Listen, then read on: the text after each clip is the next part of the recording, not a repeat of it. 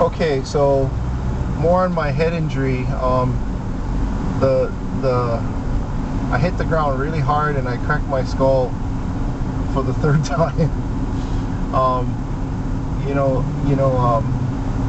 I slammed into my face and I thought, oh boy, my face caved in.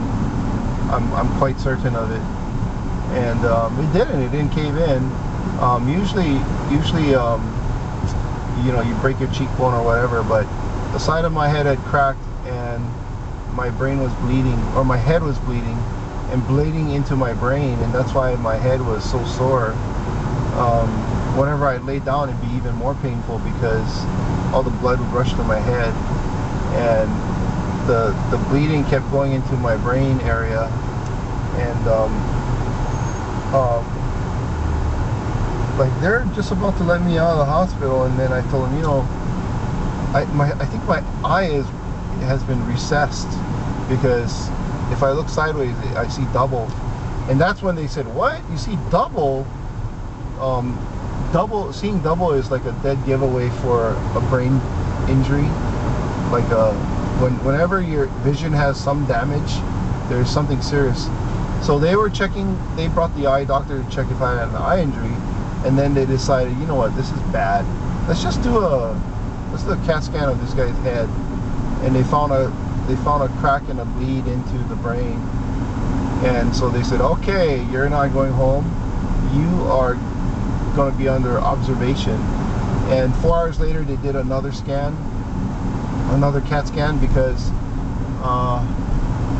if you have a brain injury like that and your head is being filled with blood, your brain gets the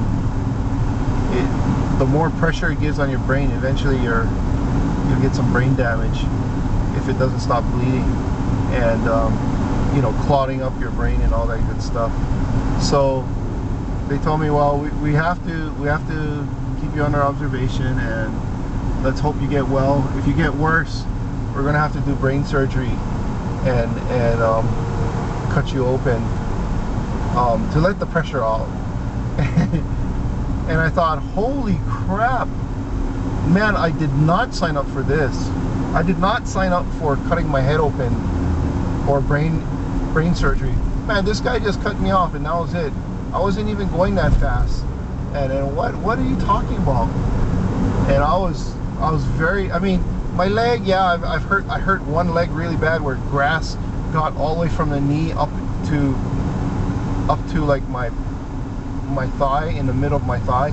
It was almost like if I put my hands in my pocket, in my pants pocket, I could shake hands with the surgeon that was grabbing the grass from underneath my all my muscles and my flesh, or my skin. Not my muscles, my skin. I mean, that's how bad my first injury was on a bicycle, on my knee.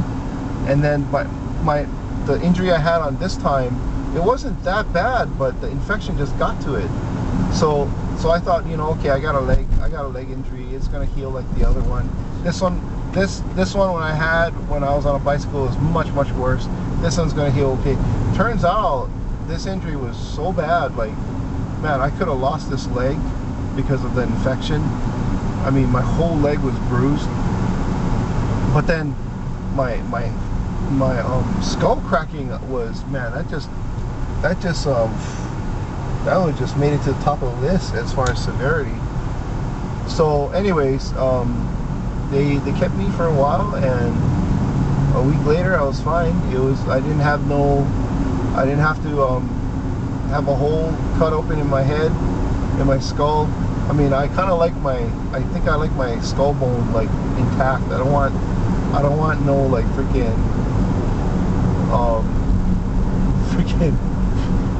what you call that. It's just that idea of that thin circular saw, stainless saw. I just don't like the idea of that thing on my head. And having to shave my hair off to cut that, yeah, you know what I mean. I just didn't like it. Okay, I wasn't signing up for that. I didn't want to sign up for that. It wouldn't have been a choice, man. I mean, if he's gonna cut it open, he's gonna cut it open, right? Either that or drill, right?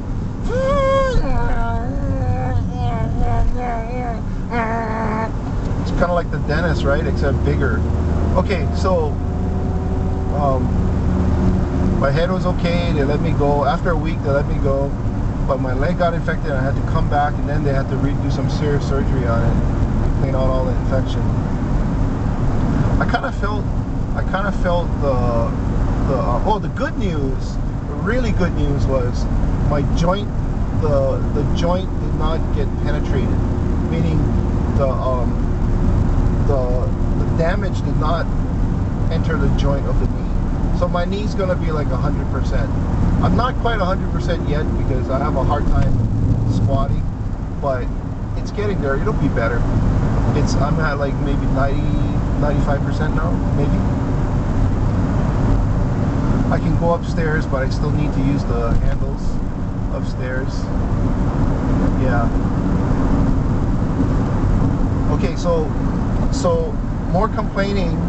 Well, I kind of gave up complaining on the complaining part about the traffic here, but did you know Honolulu, in the top, there's like the top 10 cities for freeway traffic. Honolulu takes up 3 positions in the top 10, and we just passed it earlier. But you know, after living here for a while, you kind of just get used to it, and whatever. As long as there's air conditioning, it's all good, right? so yeah, so there. I've come to accept the fact that that's life here.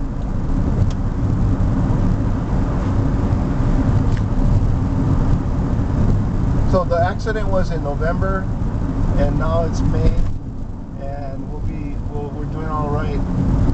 The guy has insurance, so you know, my bills ended up being over $100,000. It was very expensive. Now, if they had to work on my head, they had to cut it open.